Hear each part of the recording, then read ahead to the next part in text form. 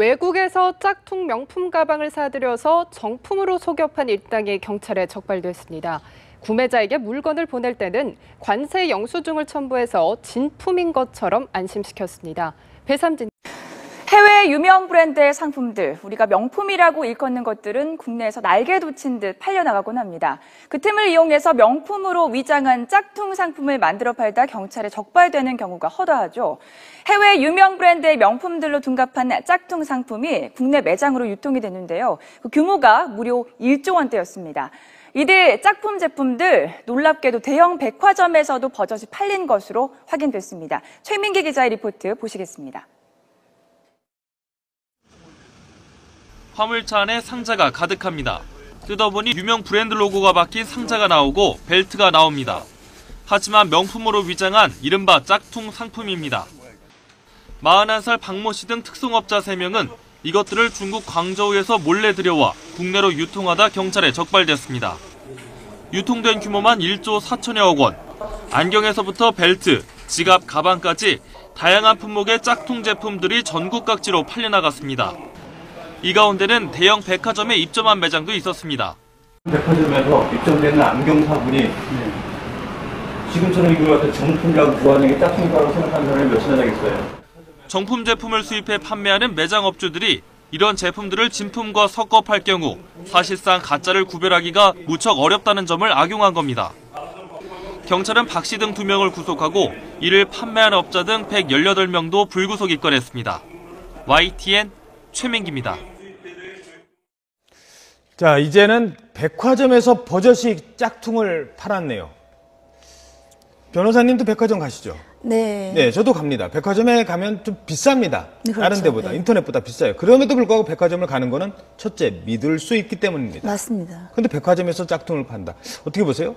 일단 기본적으로 그런 거죠. 그러니까 백화점에서 나는 믿고 더 비싼 돈을 지불하고 백화점에 갔는데 거기에 대한 신뢰가 일단 깨져버렸기 때문에 이번 사건이 더 문제가 있는 것 같습니다. 사실 진품과 가품에 대한 문제들은 뭐 상표법 위반이나 이런 것들은 계속해서 있어 왔지만 이런 것들이 우리가 믿고 있는 데에서 유통되고 있다는 것이 더 놀라운 사건이죠. 예, 안경 같은 경우는 유명 안경 체인점에서도 버젓이 저렇게 팔고 있었다고 하거든요. 자, 백화점도 속고 샀다면 정말 정교하게 만들었다는 그렇죠. 거고요. 백화점이 유통 이 과정에 물건을 들여오는 과정에 허술함이 있었다면 이것도 따져봐야 되는 겁니다. 양쪽 다 백화점이 책임을 피할 수 없는데 이런 경우 소비자가 백화점을 상대로 내가 산 금액만큼 또는 그 이상으로 피해 보상을 요구할 수 있을까요? 그 부분에서 이제 짚고 넘어가야 되는 것이 백화점이 어느 정도의 확인 절차를 거쳤니 하는 겁니다. 이번 사건 같은 경우에는 전문가들도 얘기하기로 굉장히 시계가 정교하게 만들어졌기 때문에 진품과 가품을 확인하기 어렵다라고 했습니다. 하지만 진품과 가품을 백화점에서 확인하기 어렵다 하더라도 그것이 제조업체가 보증서 같은 걸 보통 붙어갖고 들어오거든요. 그러면 제조업체에서 대량으로 보통 유통되기 때문에 제조업체 같은 곳에 확인을 해볼 절차들은 최소한을 거쳐야 되는 것들이 있습니다. 근데 과연 그런 것들을 제대로 백화점에 거쳤는가? 이번 사건 같은 경우에는 마케팅, 유통, 그리고 제조 여기 이 세 개를 다 엮어가지고 지금 사기 행각을 벌인 거기 때문에요. 과연 그냥 들여오는 유통업체만 확인했으면 제대로 된 확인이 절차가 어려웠을 겁니다. 그렇다면은 저렇게 비싼 브랜드에다 거기다가 대량으로 유통되는 백화점에서 제조업체에 정말 제대로 된 확인을 거쳤는가. 그것이 제대로 되지 않았다면 아무리 정품과 가품의 구별이 어렵다 하더라도 그 확인 절차에서의 과실이 있기 때문에 사기는 어렵다 하더라도요. 손해배상 청구 소송은 가능합니다. 예, 그렇군요. 그리고 이게 어느 과정에 가짜가 얹혀지고 끼어들었냐는 거예요. 백화점은 평소에 납품받는 곳이 있을 겁니다. 거기는 진품만 파는 곳이고 예를 들어서 뭐 루이 어쩌고 땡땡 항상 루이에 거기에서 사왔을 거 아니에요. 근데 어느 순간에 그게 들어갔냐는 거죠. 그러면은 루이 땡땡에서 가짜를 갖다가 껴서 백화점에 넘겼다? 이것도 이해가 안 되는 거거든요. 어느 시점에 누가 그 짝퉁을 넣느냐를 따져봐야 될 것 같은데 어떻게 보세요? 네, 그런 부분들이 굉장히 어렵죠. 그래서 예를 들면은 형사처벌을 하려면 손해배상 같은 경우는 백화점에도 확인 절차를 물을 수 있다고 하더라도 형사처벌 같은 경우에는 과연 누가 어느 시점에서 그런 행위를 했는지를 특정을 해야 되는데 그 부분이 말씀하신 것처럼 어렵다는 겁니다. 그리고 예전 같은 경우에는 우리나라 대부분의 브랜드를 단독으로 수입을 했습니다. 근데 이 단독 수입이 안 되고 이제는 공정거래법상 위반이며 병행 수입들이 들어오기 시작하면서 아하. 여러 군데에서 정말 진품들이 들어올 수 있는 루트들이 많아졌거든요. 병행 수입, 그렇죠. 그러니까 그 루트들이 여러 개가 됨에도 불구하고 그 루트들에 대해서 진품을 확인하는 절차들은 아직까지 부족하기 때문에 그런 절차들을 좀 더 강화해야 될 필요가 있어 보입니다. 예, 알겠습니다. 가장 트렌디한 디자이너 미우치아 프라다. 그녀의 진가를 가장 확실히 알 수 있는 곳이 있었으니 바로 스크린이라는 사실. 먼저 뉴욕 상류층의 화려했던 사교계를 완벽히 재현해낸 영화 위대한 개츠비. 여성 패션의 격동기를 알 수 있는 1920년대의 패션 트렌드를 고스란히 확인할 수 있는데 이 놀라운 창조의 중심에 바로 그녀가 자리하고 있다. 최근 20년간 미우치아 프라다의 컬렉션에서 깊은 인상을 남긴 의상을 토대로 제작된 위대한 개츠비 컬렉션. 1920년대 여성들의 자유롭고 매혹적인 스타일을 멋지게 재해석하며 현대 여성들의 눈과 마음까지 사로잡았다. 그녀의 재력을 확인할 수 있는 또 한편의 영화 로미오와 줄리엣. 로미오의 블루색 테일 정장은 자유로운 개성을 추구하는 신세대 이미지를, 줄리엣의 장식 없는 화이트톤 드레스는 편안하면서도 우아한 이미지를 연출했는데 이는 주인공들의 캐릭터를 더욱 부각시켰고 그들의 비극적 운명과 달리 미우치아 프라다는 보다 화려하게 성장할 수 있었다. 자신만의 차별화된 아이덴티티로 21세기 패션 흐름을 주도하고 있는 미우치아 프라다. 패션의 한계를 끊임없이 파괴하는 그녀의 독창적인 실험 정신은 앞으로도 계속될 것이다.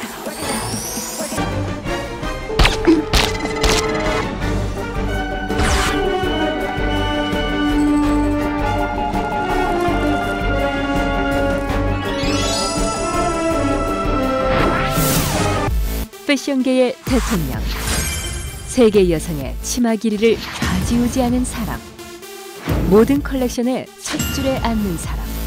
이 모든 수식어의 주인공은 바로 영화 악마는 프라다를 입는다 속 진짜 악마 안나 윈토어다. 검정색 선글라스 뒤에 감춰진 뛰어난 감각과 동물적 본능, 뱅 스타일의 헤어처럼 딱 떨어지는 칼 같은 성격. 그녀가 패션계에 미치는 영향은 가히 놀라울 정도다. 말 한마디에 패션 트렌드의 흐름이 바뀌고 정치는 물론 문화계까지 다양한 분야에 강력한 입김을 불어넣고 있는 그녀. 가방끈이 짧다는 치명적 약점에도 불구하고 목표에 대한 야망과 천재적인 안목으로 20여 년이 넘는 기간 동안 미국 패션 잡지의 편집장으로 군림해오고 있는 이 도도한 패션 리더는 환갑을 넘긴 나이에도 철저한 자기관리를 통해 젊은 트렌드세터들과 어깨를 나란히 하며 그 존재감을 인정받고 있다. 피 브랜드와 얽힌 영화 하면 또 꼭 빼놓을 수 없는 것, 저희가 시작하면서 언급을 했던 그 영화 악마는 프라다를 입는다입니다. 정작 영화 속을 보면요, 이 피 브랜드가 많이 노출이 됐었나 하는 생각이 들거든요. 저도 항상 의문이었는데 오히려 브랜드 노출 빈도로 봐서는 악마는 프라다를 입는다가 아니라 악마는 이 정도로 됐어요. 그리고 또 뭐 대중적 인지도로 봤을 때 뭐 L 브랜드도 있고 G 브랜드도 있는데 왜 하필 악마는 이 P 브랜드를 입느냐, 그게 참 왜 그런 거죠? 미국 여성의 워커홀릭과 상당히 맞아 떨어지는 것들이 아마 우리가 얘기하는 P 브랜드가 아닐까라는 생각을 하거든요. 아마 더 좋은 유명의 명품들도 분명히 있을 거란 말이죠. 그러나 워커홀릭과 상당히 맞아 떨어지는 브랜드의 상징화로 아마 그렇게 편집장과의 비슷한 그런 느낌들로 아마 넣어놓지 않았을까 생각이 드네요. 애초에 이 소설을 썼던 작가의 느낌에는 커리어 우먼, 뭔가 워커홀릭과 이 피 브랜드의 이미지가 잘 맞아떨어지지 않나 하는 생각이 드네요. 제가 알기로는 그 작가가 안나 윈토어 밑에서 일했던 어시스턴트였어요. 그렇죠. 예, 맞아요. 당했던 걸 그대로 이제 영화로 만든 거예요. 실제로 안나 윈토어의 명성도 영화 속 주인공 못지않죠. 고집스럽고 이런 면에 있어서는요.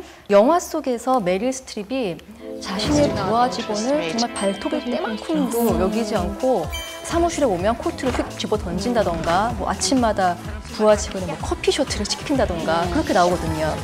실제 이 영화를 안나 윈투어도 직접 봤겠죠? 소설도 알고 있고요.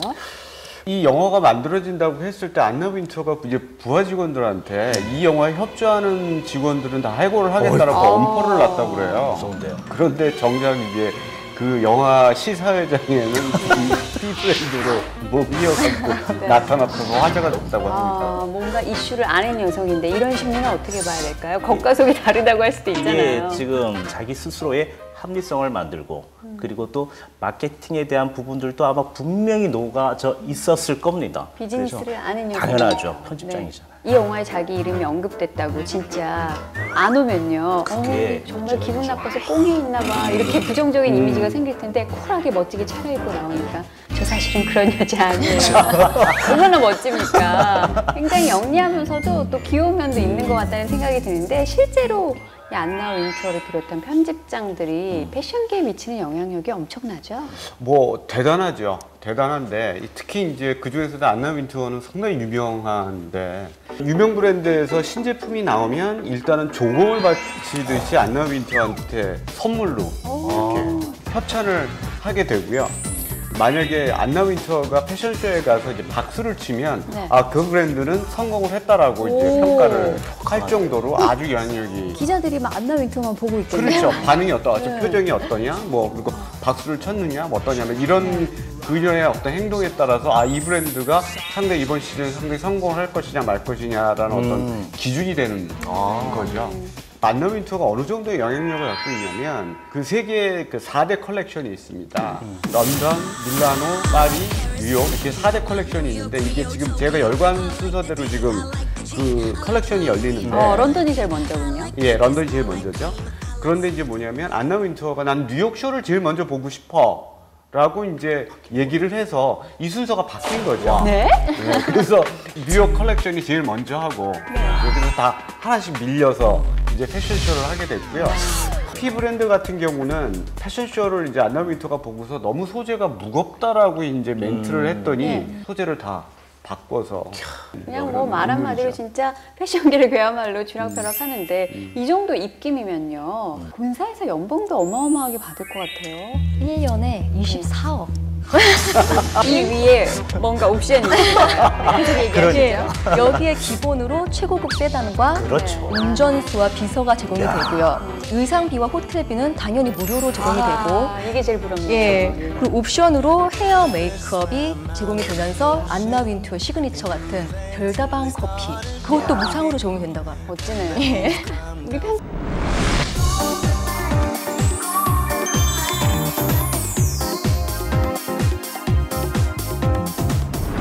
명품 브랜드의 수장들이 거쳐가는 하슨스 디자인 스쿨 센트럴 세인트 마틴은커녕 패션에 패자도 관련이 없는 정치학을 전공한 그녀.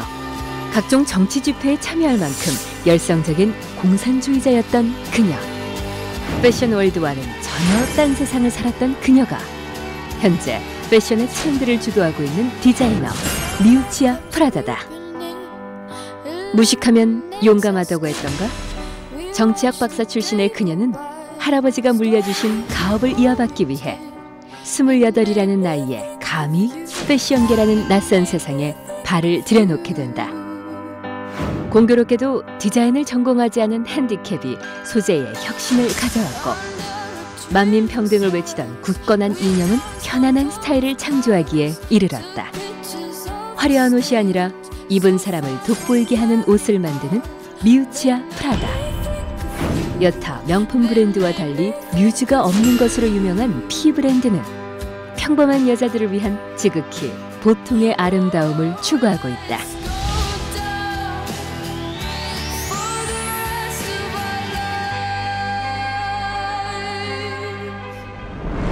가방끈도 길고요. 자존심도 강하고 거기에다 이제 돈까지 많죠. 이 세 가지를 모두 갖춘 그런 보기 드문 이제 디자이너라고 할 수가 있는데 정치학 박사 학위를 소지하고 있는 부르주아 계급 출신이라서 그러니까 자기 옷장에는 이제 명품들이 그득그득 차 있을 정도로 아주 뼛속까지 부르주아인데 상당히 재밌는 건 뭐냐면 이 사람이 정치적 성향 자체는 평등을 지향하는 공산주의자라는 거죠. 이상하네요. 네. 좌파적 성향의 어떤 집회에 나갈 때 명품을 휘감고 이제 이 집회 현장에 등장을 해서 언론의 이제 주목을 받기도 했다라는 거죠. 북한에도 화려한 생활 즐기시는 분들 분명 계시니까 뭐 말이 안 되는 얘기는 아닌데 모두가 다 평등하게 잘 살자 이런 공산주의인가 이게 봐. 사실은 모두가 다 명품을 입자. 네. 뭐. 명품을 해줘. 공산주의 창시자 마르크스 같은 경우에도 상당히 사치가 심했었고 멋쟁이였었습니다. 그래서 이제 그 공산주의 친구인 뭐 엥겔스에게도 돈을 빌려서까지 사실은 사치를 했다고 하는데 대중들이나 민중들이 봤을 때 낮게 평가가 되고 허접한 모습에 본인의 모습은 원하지는 않습니다. 평등하게 잘 살기를 원하는 거기 때문에 이 자체만 하더라도 아마 내 생각에 의식이 명확하고 철학이 뚜렷한 디자이너가 아닐까 그런 생각이 드네요. 네, 미우치와 프라다 역시 다른 명품 브랜드의 디자이너들처럼 가업을 물려받은 케이스죠. 그렇죠. 할아버지 때에서 이제 가업을 이제 처음 일구었고, 그다음에 어머니가 물려받았고, 그다음에 이제 딸인 미우치아가 이제 이 가업을 물려받았는데 28살 때 이제 이 가업을 물려받았어요. 그래서 이 브랜드가 어떤 이제 역사가 바뀌었다고 볼 수가 있죠. 네. 때탈 염려 없고 가벼우며 일명 간지까지 선사하는 패션 피플들의 필수 아이템. 낙하산 천도 명품이 될 수 있다는 것을 몸소 보여준 혁신적인 아이템. 특별한 계급을 위한 고급 가죽이 아닌 그 가죽을 덮어두던 한낱 천으로 만든 이 획기적인 아이템이 바로 T브랜드의 나일론 가방이다.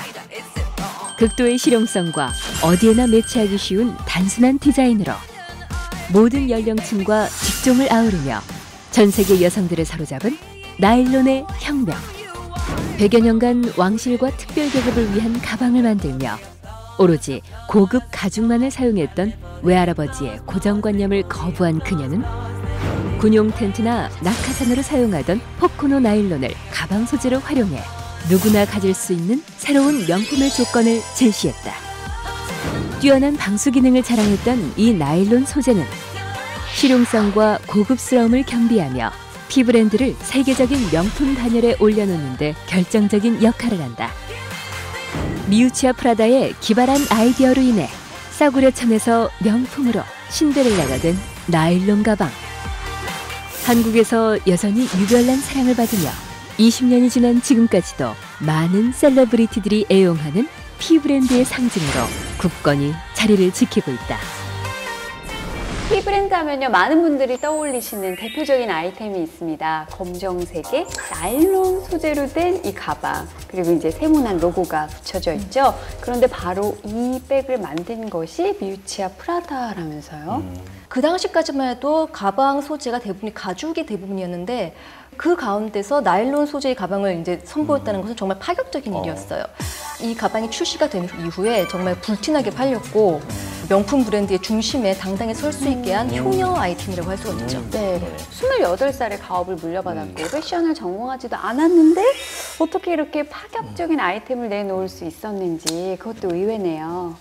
그러니까 무식하면 이제 용감하다고 할까요? 그러니까 뭐냐면 아예 패션을 전공을 하지 않았기 때문에 고정관념이란 틀에서 좀 자유로울 수 있었지 않았을까 그렇게 이제 생각이 들고요. 그래서 이제 어떤 디자인보다는요 그 소재에 더 집중할 수밖에 없었다고 또 생각이 들죠. 그럴 수도 있네요. 근데 많은 소재들이 있는데 우리가 이제 흔히 나일론 하면요 뭔가를 폄하할 때 나일론이야 나일론 이런 얘기를 많이 쓴다는 건 좀 싸고 이게 실용적인 거의 대명사잖아요. 왜 나일론이었을까요? 미우치와 프라다는 공산주의자였었습니다. 그렇죠. 그렇기 때문에 대중들에게 가까운 소재 그리고 대중들이 쉽게 갖고 있을 수 있는 소재 이런 부분들을 아마 선호를 했었을 겁니다.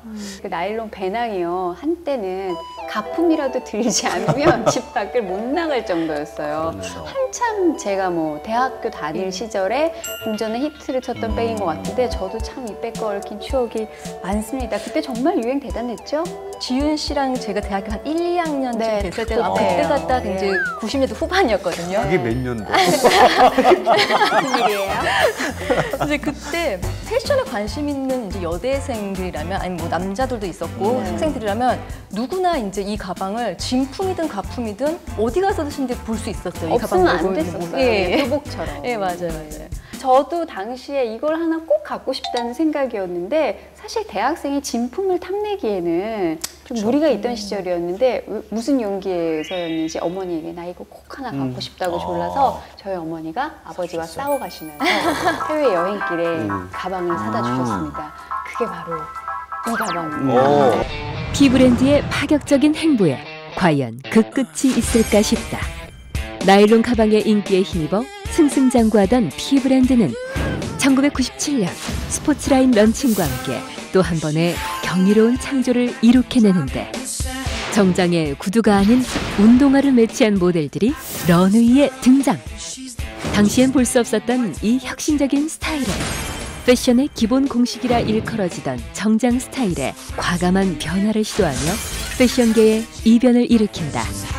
이후 고정관념을 탈피한 보보스 스타일이 남성들의 패션 트렌드로 자리 잡았고 이 트렌드의 중심에서 P브랜드는 단연 독보적인 존재감을 발휘한다.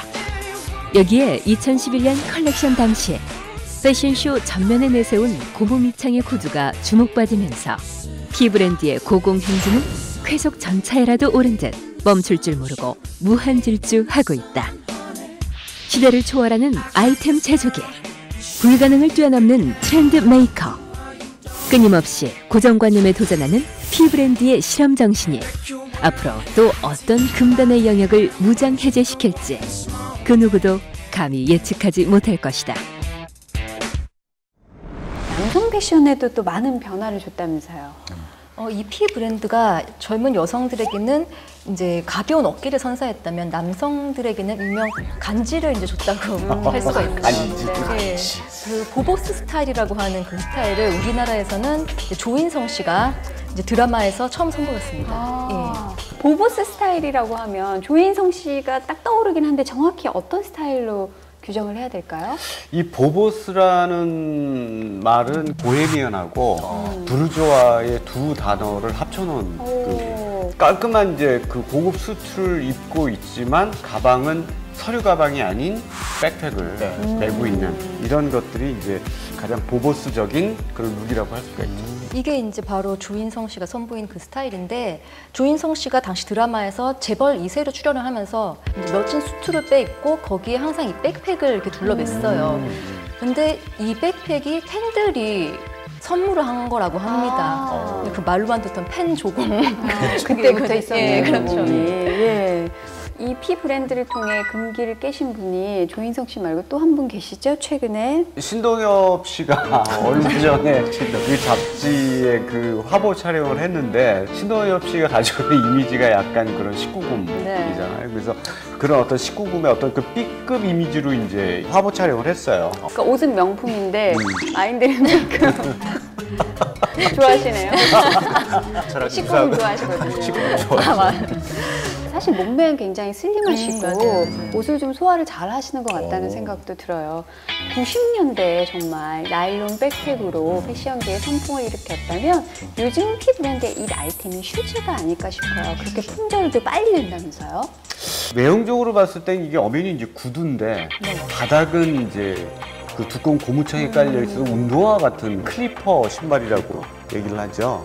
근데 이제 저 아이템이 어디서 유래가 됐냐면 1950년대 영국의 그 테디보이 스타일에서 이제 유래가 되어 있는 건데 이 테디보이 스타일은 영국의 어떤 B급 불량한 소년들의 이미지하고 좀 매칭되는 그런 스타일이에요. 그런데 이제 클리퍼를 이제 그 컬렉션에 선보이면서 아주 이 제품이 아주 급부상을 했죠. 네, 사실 통굽은 우리 여고 시절에 많이 즐겨주셨던 아이템 아닌가요?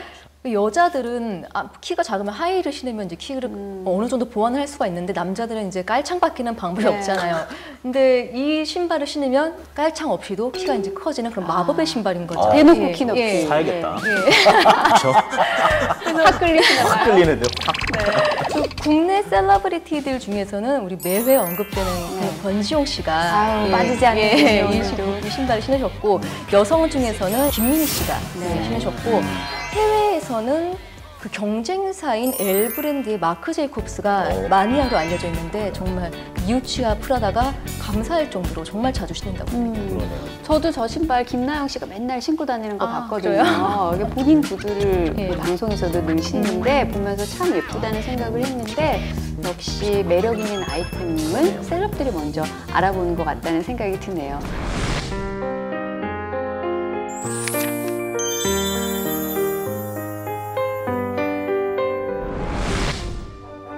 심플하고 정적이며 지적인 관능미로 무장한 P 브랜드. 디자이너 미우치아 프라다와 꼭 닮은 점잖은 분위기의 이 브랜드는 특이하게도 전혀 상반된 이미지의 세컨 브랜드를 가지고 있다. M 브랜드가 바로 그것. 양갈래로 따은 머리, 샤방샤방한 레이스 등 롤리타 콘셉트를 기본으로 한 이 브랜드는 복숭아빛을 머금은 순수한 소녀를 떠올리게 한다. 마치 지루한 파티장을 견디지 못해 두 손에 신발을 들고 몰래 빠져나가는 소녀의 감성을 담은 이 브랜드는 어린 시절 그녀가 머릿속에 그린 환상에서 비롯됐다고 한다. 엄격한 가정 환경 때문에 오후 때마다 낮잠을 자야 했던 미우치아 프라다는 자신만의 방법으로 그 시간을 보냈는데 바로 상상 속의 친구와 즐거운 놀이를 하는 것.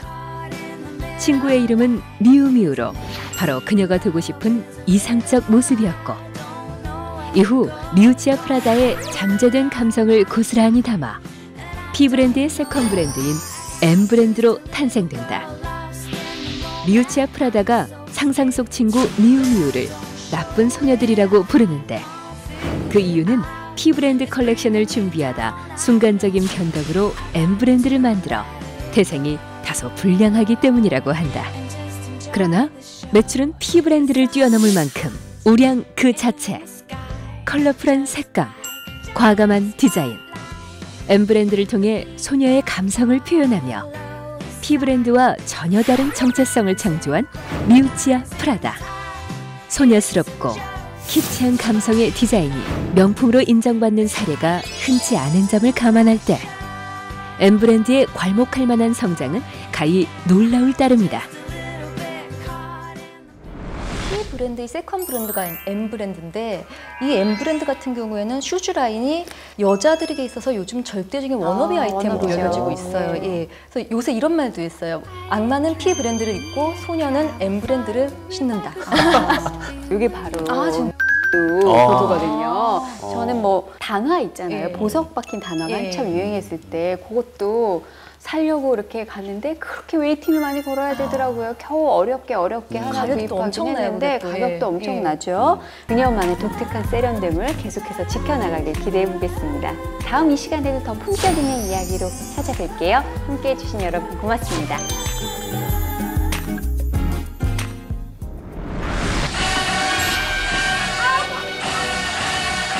드디어 오늘 이 브랜드가 등장을 하네요. 말 그대로 알바인데 가방 셔츠를 해주는 거죠. 그 고양이 그분이. L 브랜드 등장을 했어요. 놀랬어. 되는 이 건가? 가격 팔고라고 보관을 해야 되지 않나요? 이런 분들 때문에 팔리는 겁니다.